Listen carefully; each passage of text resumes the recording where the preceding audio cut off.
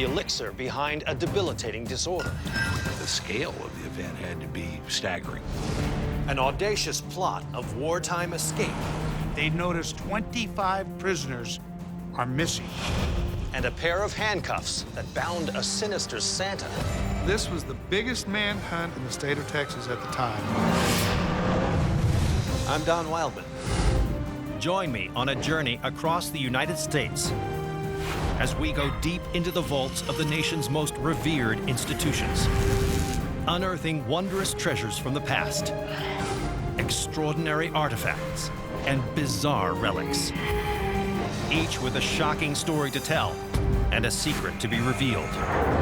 These are the mysteries at the museum.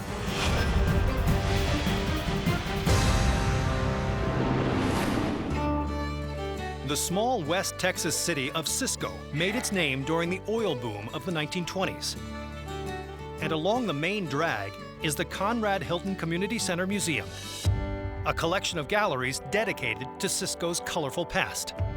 Here, visitors will find period rooms from the Roaring '20s, military uniforms, and the wedding dress worn by Eleanor Roosevelt's niece in 1924.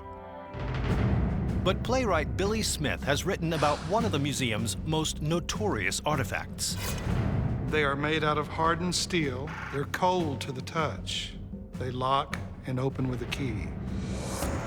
And they are forever linked to a sensational heist masterminded by one seemingly holly-jolly suspect. So what role did these handcuffs play in the sensational tale of merry criminal misfits? December 23rd, 1927, Cisco, Texas. Dressed in red with a beard as white as snow, a familiar Christmas character is seen strolling through town. Santa Claus. And then he turns and goes into the First National Bank. The cashier immediately notices that Santa lacks his usual Christmas cheer. Someone said, "Hello, Santa," but he didn't respond. The unsocial Santa fixes his gaze upon the teller. Then, the bearded man's intentions become clear. Suddenly, 3 men burst into the bank, brandishing weapons. And then Santa pulled out a pistol. Saint Nick orders the teller to open the vault, while his merry misfits keep the cowering customers and employees in check. As Santa's sack is being loaded with tens of thousands in cash and bonds, police officers and armed residents surround the bank. This was a point in Texas history where there was a $5,000 reward to anyone in the state of Texas who shot a bank robber while in the act of robbing a bank. The cornered robbers frantically plan their escape as the bloodthirsty crowd grows restless for their chance at the reward. Suddenly, an anxious robber fires a warning shot into the air. Chaos breaks out. The people in the town all opened fire on the bank. All the windows blew out, and everyone was after that $5,000 reward. Santa and his helpers decide to make a run for it. They seize 2 hostages and, using them as human shields, escape past the hostile crowd into their getaway car.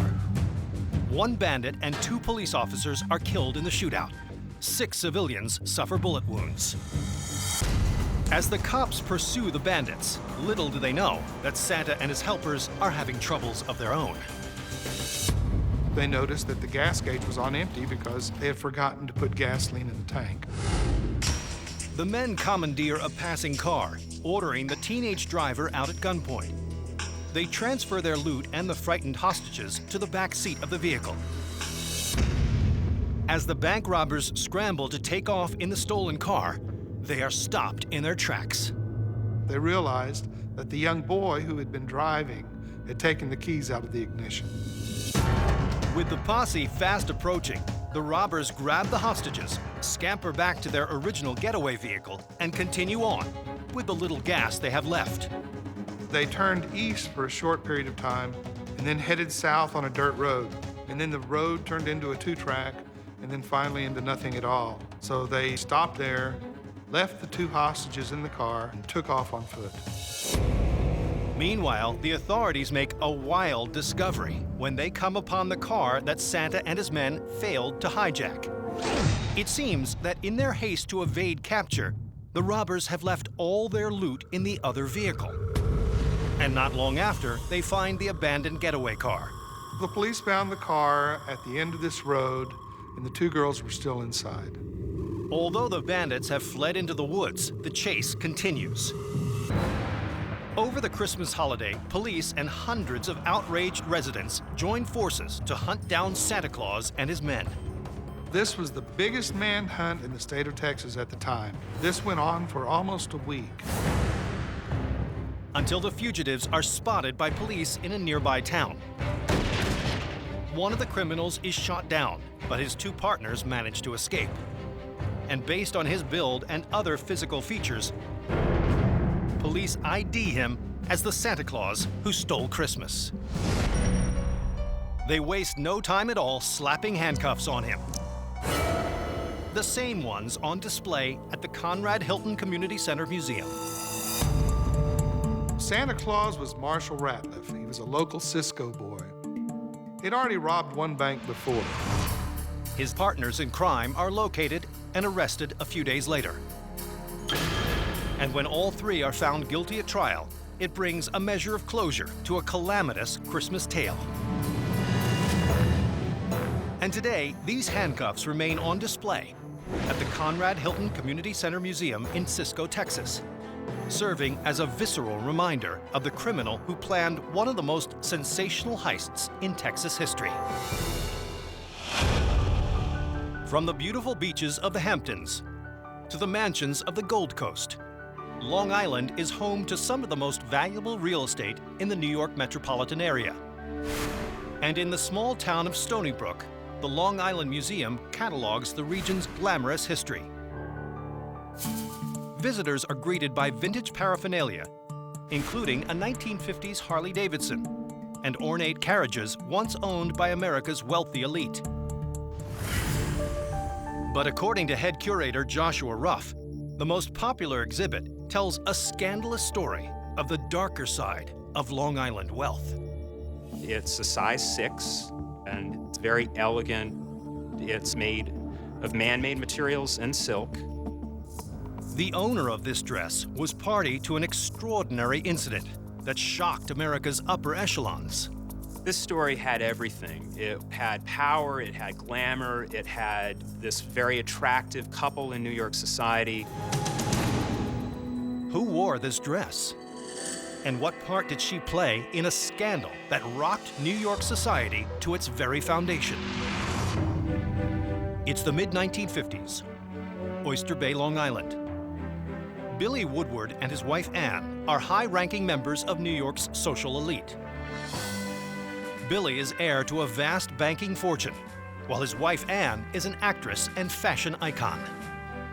The Woodwards were a family that could be considered American royalty.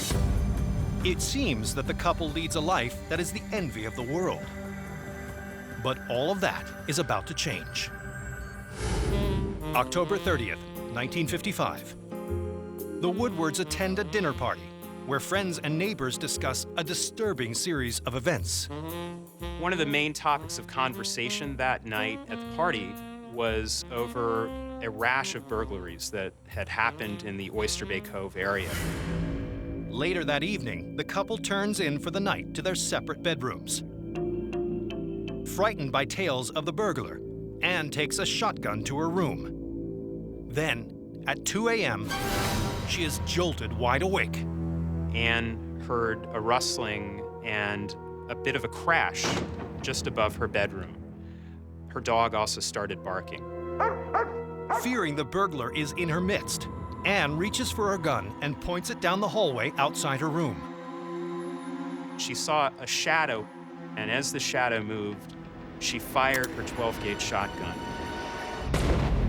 Ann hits her mark, and the figure instantly falls to the ground. But all is not as it seems. Moments later, police receive a frantic call from Ann and rush to the Woodward residence. The police were absolutely floored. They were not set up to deal with this situation. Lying on the floor dead with a fatal gunshot wound is Ann's husband, Billy Woodward. Anne tells investigators that she heard what she thought was a burglar in the house, and in a panic, mistook her husband for the intruder. Investigators scour the crime scene, but after an intense search, they find no evidence of a break-in. When the news of Billy Woodward's death reaches the press, the public clamors for more details. Soon, rumors abound that before Billy's demise, all was not well in the Woodward household. Billy had numerous affairs. Anne did as well. Some of their fights became fairly violent, overheard by neighbors or people that attended parties with them. In some circles, it is even suggested that Anne was only interested in one aspect of her husband's life: his money. And soon, many begin to doubt Anne's account of that fateful evening and suggest that Billy's death was not an accident, but murder.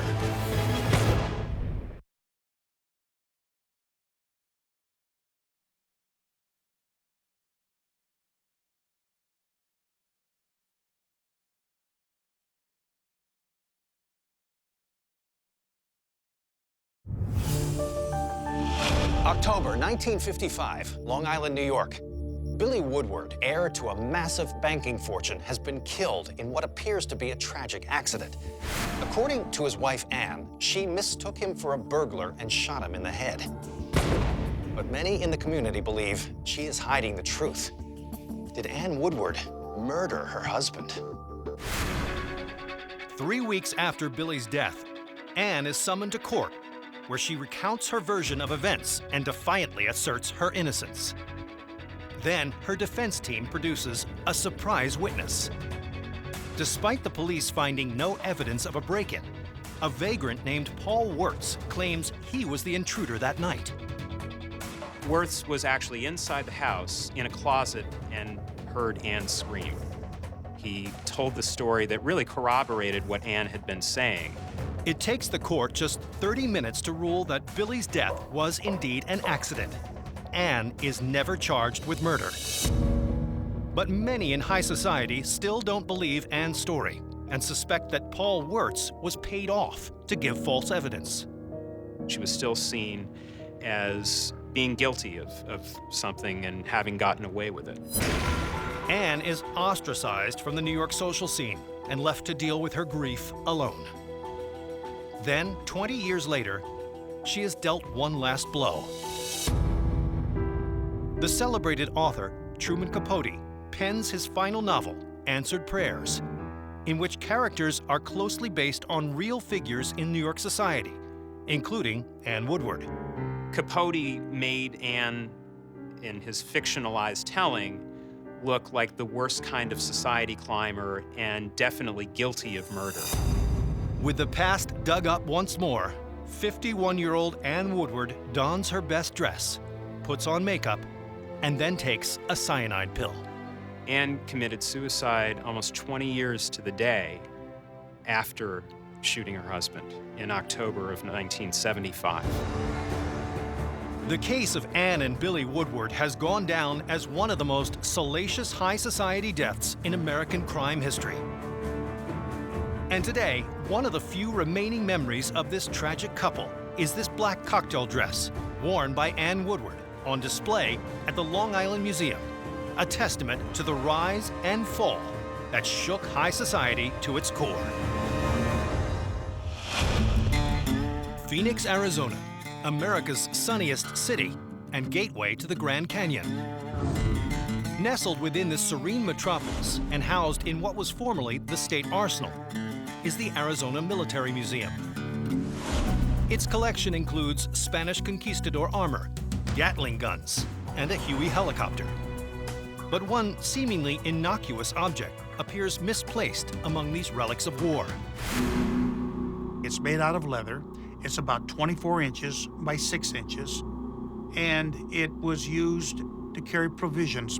According to curator and former Army Colonel Joe Abadili, this item was handcrafted by an enemy of the state who triggered a legendary manhunt. If I didn't know what it was, I probably would have thrown it away. So what role did this crude leather bag play in one of the most daring prison breaks in American history? January 1944. U.S. and Allied forces are on the brink of victory in World War II. But as their armies advance, the Allies face a new problem. What to do with captured POWs? To solve the problem, America creates 500 prisoner of war camps on U.S. soil. And one of their toughest, positioned in the harsh Arizona desert, is Papago Park. It was one of the most well-secured prisoner of war compounds in the United States of America. It was thought to be a place where there could be no escape. This fortress-like compound houses more than 1,700 POWs. Most are German sailors and merchant marines. But there is one prisoner who stands out from his peers. His name? Captain Jürgen Wattenberg. Wattenberg was the captain of one of the submarines that was captured. He was a leader, he was very charismatic.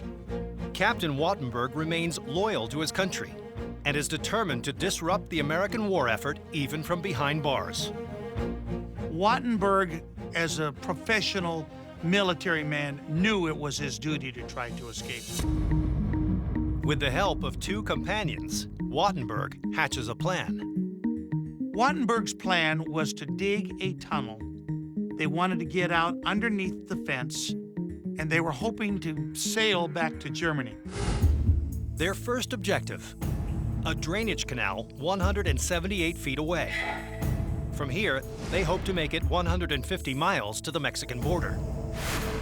But what Wattenberg must first determine is where to start his subterranean excavations. After careful deliberation, he finds the perfect spot. A small prisoner bathhouse behind a barracks. Men would walk in to the bathhouse as though they were taking a bath, and there was a board that could be removed so they could exit. Outside, hidden behind a coal box, Wattenberg's men can dig a tunnel under the noses of the camp guards. They took spoons and cans, and they dug and dug and dug. With ruthless efficiency, the men work night after night in shifts to remove vast quantities of earth. And the clever Wattenberg has a cunning way to dispose of the evidence. The way they did it, they put it in their pockets. And then they'd walk around and let the dirt fall out of their pockets to go down their pant legs. The guards were oblivious to what the Germans were doing. On December 23rd, 1944, after months of meticulous planning and hard work, the 178-foot tunnel is complete. The day has come for the German POW's great escape. But will their daring bid for freedom succeed?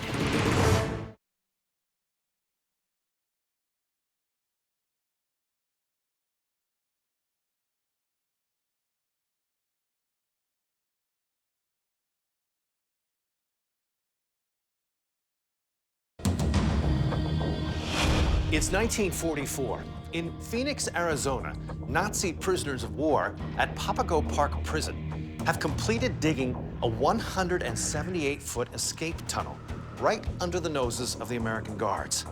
Now, the mastermind of the plot, Captain Jürgen Wattenberg, is poised to lead his fellow prisoners to freedom. But will they make it out alive?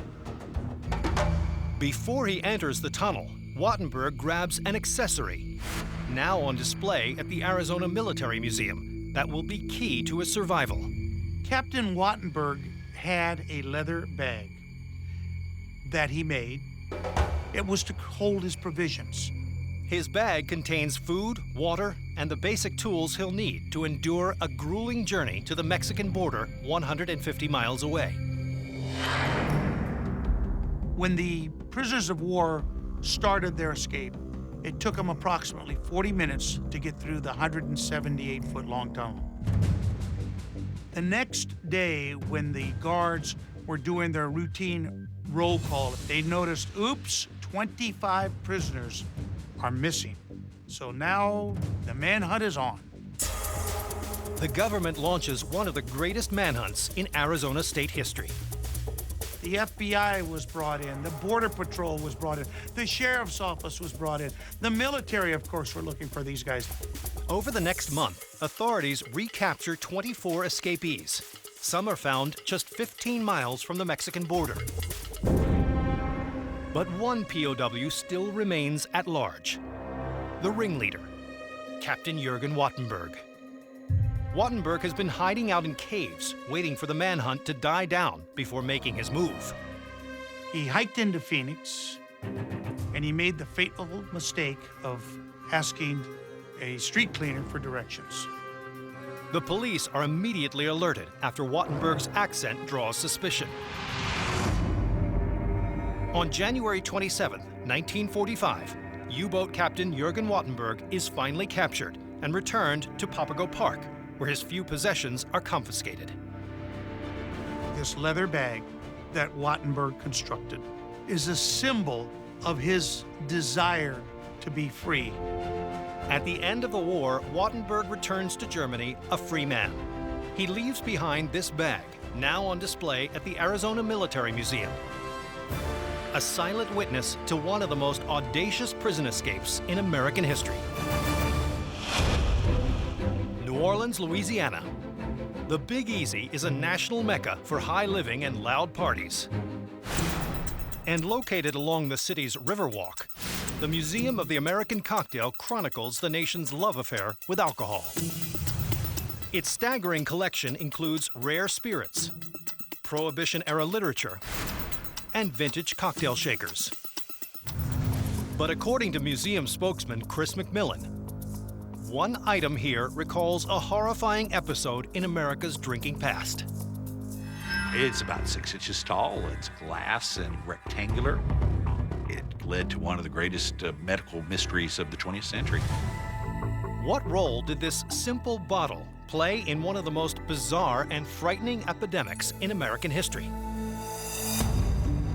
February 27, 1930, Oklahoma City, Oklahoma. A 34-year-old neighborhood physician named Dr. Ephraim Goldfein is at work in his small medical clinic when a man lurches in off the street. His toes were numb. He had loose ankles. His calves were tingling and hurting. The man seems to be suffering from acute paralysis of his lower extremities. But after thoroughly examining the patient, Goldfein rules out common causes like polio and lead poisoning. And it seems this man is not alone. Before the end of the day, he had seen 5 other people who presented with the same symptoms. As Goldfein struggles to diagnose the mysterious illness, he encounters dozens of new cases. One of the things he notices almost immediately was that it was restricted exclusively to men. These are working guys at the bottom end of the social rung. It's really a class affliction. And within days, communities across the U.S. report outbreaks of the same debilitating illness. The scale of the event had to be staggering. In Topeka, they had 500 cases. In Wichita, they had 700. In Mississippi, they had 1,000. Imagine within a 1-week period to have 1,000 men become paralyzed. It had to put people in a total panic. As the cases multiply, doctors around the country discover something striking in the social habits of the sick men. They had all recently consumed a medical elixir called Jamaica ginger. Sold as a cure for stomach ailments, Jamaica ginger, or Jake as it's known, is a simple compound of ginger steeped in alcohol. This was a widely accepted, common household drug that had been in use for generations. But during the Prohibition era, Jamaica ginger became a popular means for poor people to get drunk. This was a way that working men could go out for 30 cents and get themselves a legal drink. And as the mysterious cases top 35,000 in a matter of weeks, state authorities alert the public and pull bottles of Jake from store shelves. And yet public health officials are perplexed. Why are so many men being struck down by a simple over-the-counter medicine?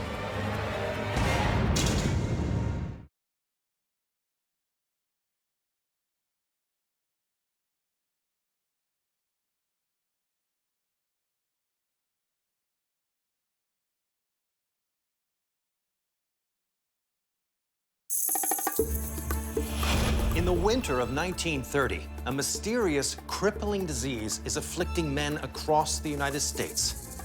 Investigators discover that every case is linked to the consumption of a medicinal alcoholic drink called Jamaica ginger. So why has this popular tonic suddenly become so dangerous? Prohibition Bureau chemists test batches of confiscated Jamaica ginger and make a shocking discovery. Instead of ginger, some bottles of Jake contain a chemical agent known as triorthocresyl phosphate, or TOCP. TOCP was manufactured by the film industry to reduce the brittleness in cellular plastics. Authorities determined that all of the contaminated batches come from a single source, a Boston Jake manufacturer run by two men named Harry Gross and Max Reisman. These two guys were kind of shady characters, brother-in-laws who became, in 1929, involved in the Jamaica ginger industry. But why would they have added TOCP to their bottles of Jake? The answer seems to be found in the complex prohibition regulations of the day. The prohibition agents had attempted to squelch the use of these medicinal tonics. To reduce the drink's intoxicating effects, authorities demand that the non-alcoholic flavoring ingredients be doubled. In the case of Jamaica ginger, that means doubling the ginger content, which prohibition authorities knew would also have a disastrous effect on the drink's taste. Where Jamaica ginger had only been 2% ginger, it was doubled to 4%. That made it so bitter as to be almost undrinkable. But Gross and Reisman think they have found a way around the punitive regulation. Instead of increasing the ginger extracts, they would boost the non-alcoholic ingredients by adding the tasteless chemical compound TOCP. Unfortunately, it's anything but a perfect solution. It was later revealed that it was indeed toxic and harmful to people. It affected the central nervous system. By the time the first reports of the illness begin to surface, Gross and Reisman have already made a fortune off their poisonous concoction. They show their lack of ethics when very quickly these reports start coming in of all these thousands of people who are afflicted. And knowing that, they sent out the last 2 barrels that they had, which ended up causing another 1,000 cases of paralysis. Gross and Reisman are soon indicted by a federal grand jury. In spite of having caused tens of thousands of cases of paralysis and at least 10 deaths, the slippery businessmen managed to arrange a plea bargain. Harry Gross eventually serves 2 years in prison. Max Reisman never serves a day. But sadly, the legacy of their wicked scheme would last for years to come. For most people, it was a totally life-changing event. They were never able to work. And this bottle of Jamaica ginger, preserved at the Museum of the American Cocktail, serves as a dark reminder of the hidden cost of greed and neglect in Prohibition-era America. New London, Connecticut. This former whaling town is now the training ground for America's oldest life-saving service, the U.S. Coast Guard. And located along the city's historic waterfront stands the United States Coast Guard Museum, home to more than 220 years of this institution's seafaring history. Bow figureheads, cannons, and lifeboats highlight the collection's seaworthy artifacts. But there is one object here that was never utilized on the open seas. It's about 46 inches long. It's made from larch wood, and it's bent and shaped and held together with elk or caribou gut and sinew. As museum curator Jen Gaudio can attest, this piece of winter footwear blazed more than just prints in the snow. This artifact was used in one of the most famous and dangerous rescue missions in Coast Guard history. In what death-defying operation did this snowshoe take part? And how did it lead to the creation of a military service? Early November 1897, Washington, D.C. In the first year of his presidency, William McKinley receives harrowing news from a whale ship that has just returned from the Arctic Circle. 8 commercial whaling vessels are trapped off the coast of Point Barrow, Alaska, America's northernmost city. For the 265 men aboard the ships, the outlook is bleak. They are trapped in ice, and if they are not able to get rescued, these 265 men are going to starve to death. President McKinley springs into action and calls on the U.S. Revenue Cutter Service, an armed maritime law enforcement agency, to lead a rescue expedition. The plan is to sail up to the northern reaches of Alaska until the advancing ice pack blocks the boat from going any further, at which point a small team will continue overland for several hundred miles to Point Barrow. Most Arctic veterans doubt the chance of success, as the interior route across the tundra is a no-man's land. The rescue is deemed so dangerous by the Revenue Cutter Service that they ask for volunteers only. Among the willing is a daring and determined lieutenant looking to make a name for himself, Ellsworth Berthoff.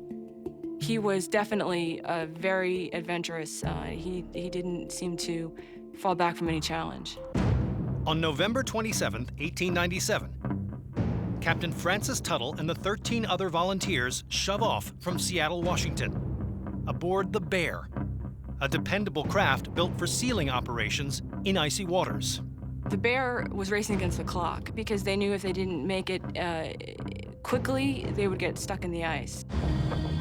But this Bear can't outrun winter, and after covering only a few hundred miles, massive amounts of drift ice force them to make an early landfall.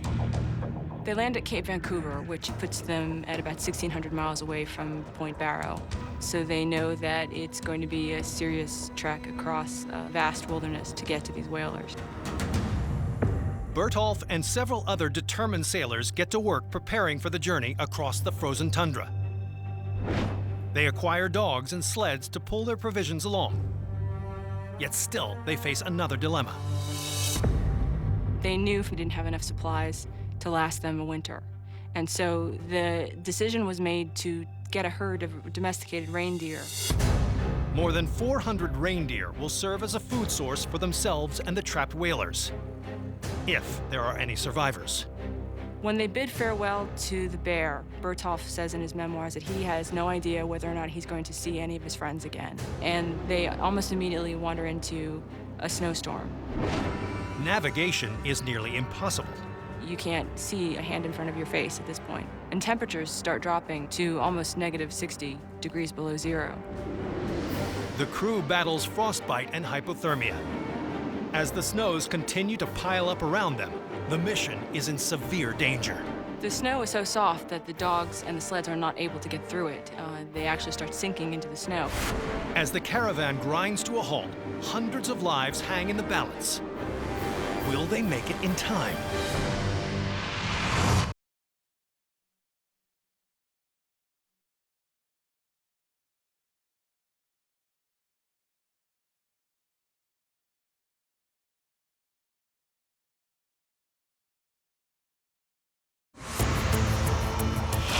It's 1897, when 8 whaling ships become trapped in ice in the northern reaches of Alaska. An intrepid crew of volunteer sailors embarks on a daring rescue. But deep into the mission, the treacherous conditions stop them dead in their tracks. Can the stranded and starving whalers be saved before it's too late?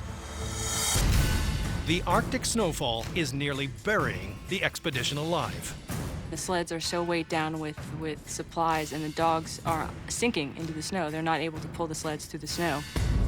All hope seems lost until Lieutenant Ellsworth Berthoff realizes there is a way out.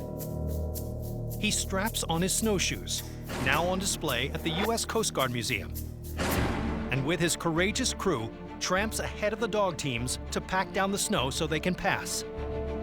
For 3 months and nearly 1,600 miles, they persevere like this. They finally, on March 29th, catch sight of the whalers at Point Barrow. The captain is almost emaciated to the point of being a skeleton. There's rampant illness. They suffer from scurvy, a number of amputations that had to be done because of frostbite. Despite the grueling conditions, every sailor except for one survives.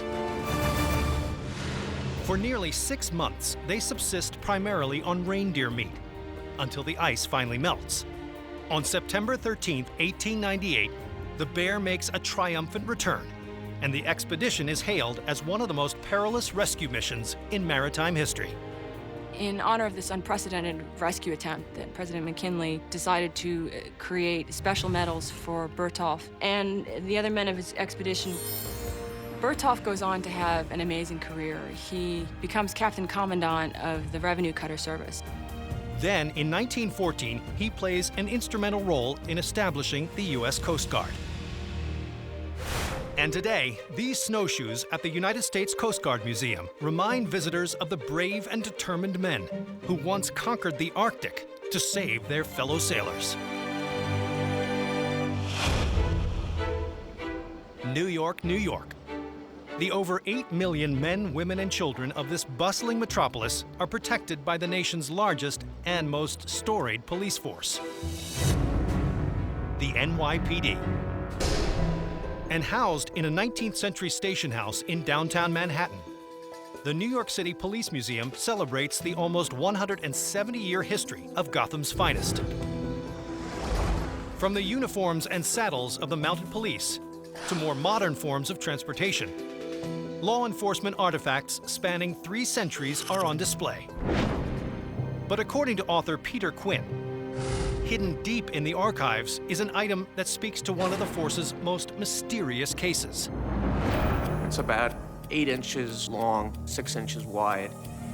The police department of the city of New York printed up at least 100,000 of these.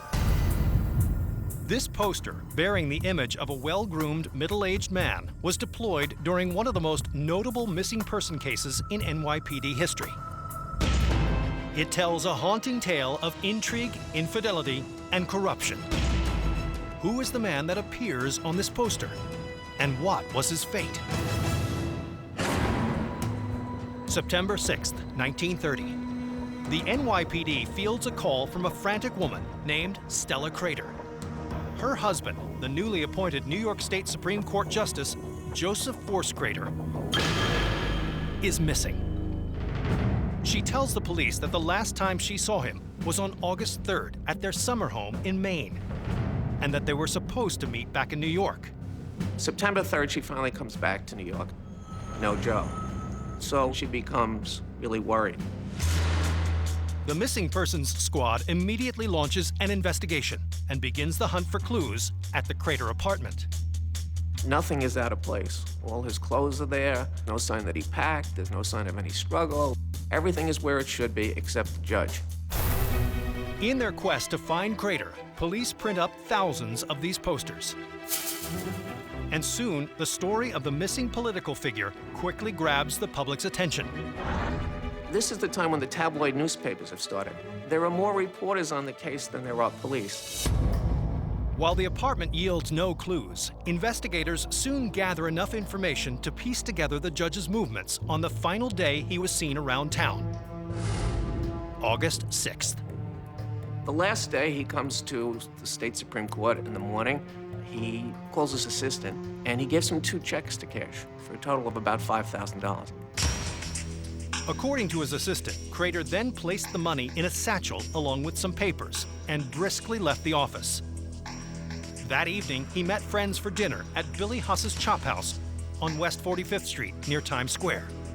They don't notice anything unusual about him. He steps out into the street with them. He says goodnight. And they are the last 2 people to ever see Joe Crater. From there, the trail grows icy cold, and officials begin to worry that Crater could be the victim of foul play.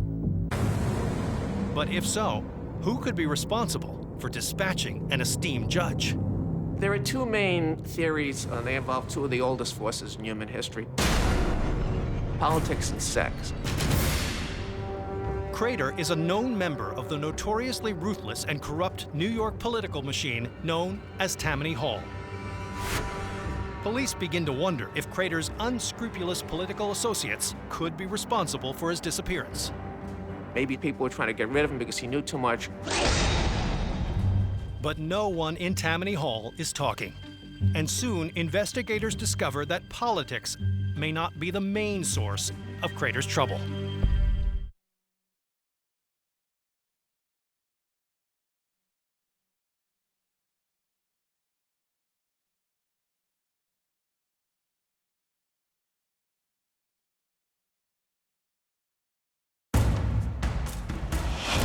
It's September 1930 in New York City.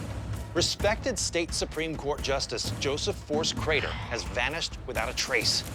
Police begin to look into every aspect of his life, hoping to find an answer to the pressing question: what happened to Judge Crater? In the months following Crater's disappearance, his wife Stella begins to fear that he's been killed for political reasons.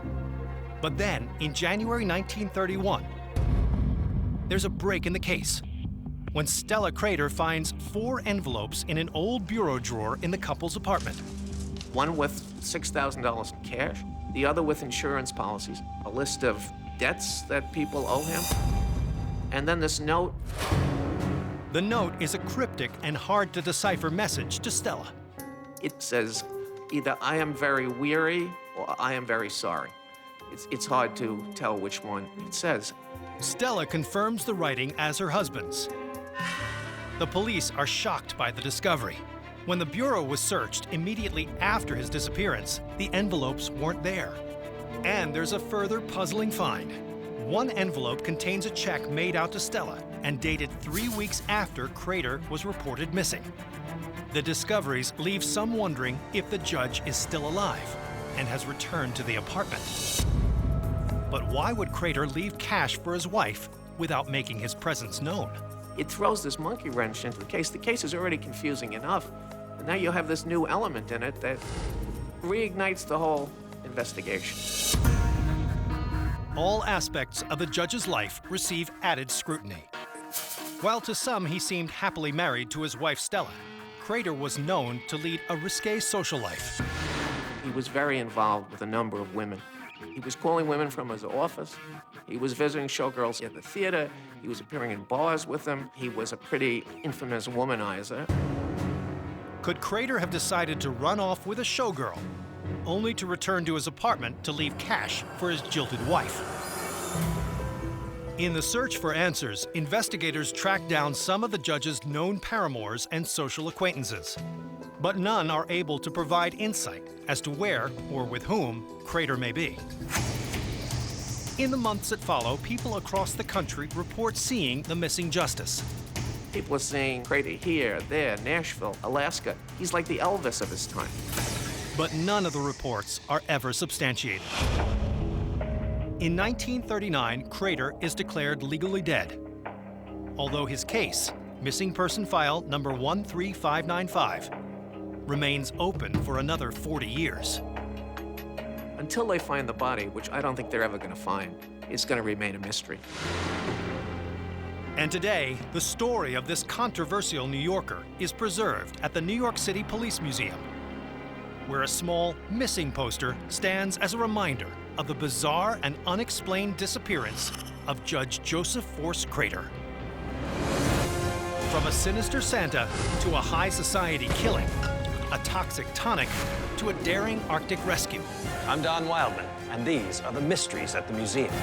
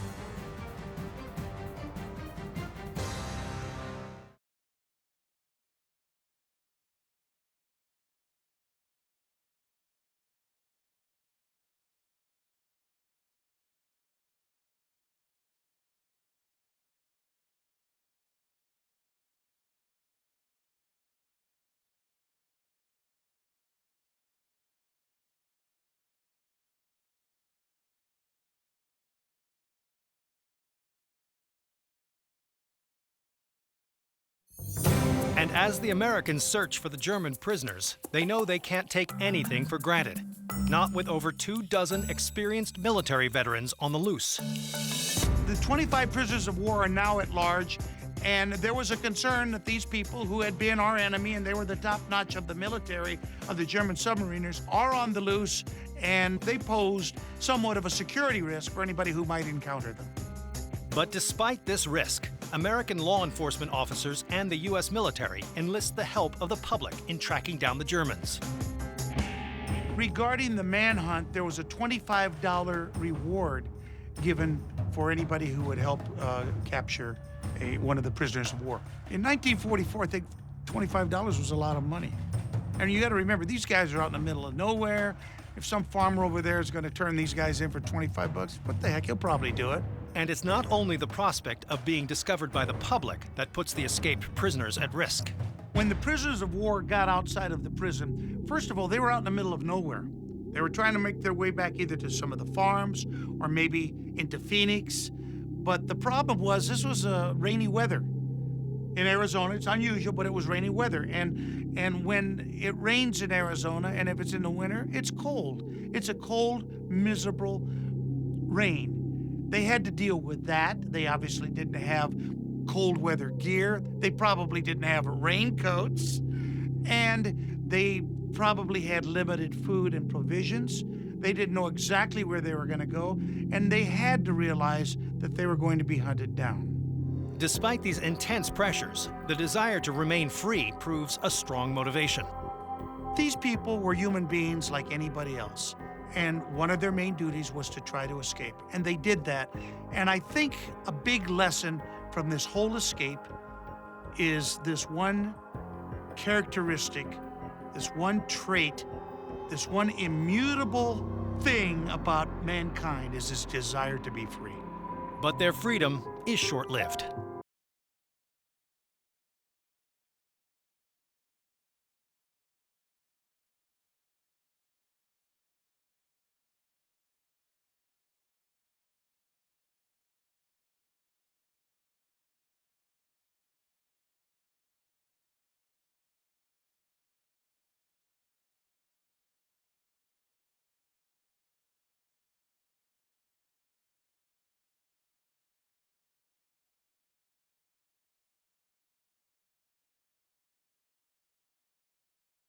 People who used Jamaica ginger swore by its healing properties and its safety. Jamaica ginger was used as a stomach medicine, as an antispasmodic. Bitter agents were good for the stomach. They gave tone. It's a very simple compound of ginger steeped in alcohol. And so it was a very safe, non-threatening, familiar item that had been in common circulation for household use, sold in drugstores, grocery stores, even 5 and dimes from the 1870s all the way through the 1930s. And its wide distribution and reliability as a cure for stomach problems meant that few thought it could be the culprit behind the men's mysterious and debilitating symptoms. It was like somebody going out and buying aspirin or Tylenol. And it was not something that people were cautious or fearful of consuming. And there are many people who were afflicted, in fact, and the people who sold, the pharmacist who sold it, said, look, this is a United States pharmacopoeia certified drug that's been inspected by the government. So it's not possible that Jamaica ginger was the cause of it, the Jamaica ginger that we sold. And that contradiction, that a common cure for stomach ailments could cause so much pain and suffering, is impossible for many to digest. Well, the people didn't immediately put together the fact that it was caused by Jamaica ginger, and so people had no reason to believe that the consumption of Jamaica ginger would have any harmful effect, because based on their consumption of it over the past 75 years, nothing like this had ever presented itself before.